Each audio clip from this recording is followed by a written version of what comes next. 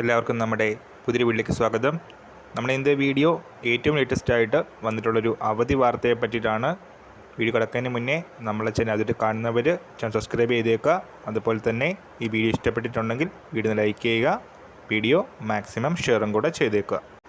അപ്പോൾ ഈ ഓണപരീക്ഷാ കാലത്ത് അവധി പ്രഖ്യാപനം വന്നിരിക്കുന്നത് സെപ്റ്റംബർ 9-ാം തീയതിയാണ്. 9/9/2024 തിങ്കളാഴ്ച വന്നിരിക്കുന്ന അവധി പ്രഖ്യാപനത്തെ പറ്റിയിട്ടാണ് ഈ ഒരു വാർത്ത. ഇപ്പോൾ തിരുവനന്തപുരം നഗരസഭാ പരിധിയിൽ കുടിവെള്ളക്ഷാമം രൂക്ഷമായ സാഹചര്യത്തിലാണ് ഈ ഒരു അവധി പ്രഖ്യാപനം വന്നിരിക്കുന്നത്.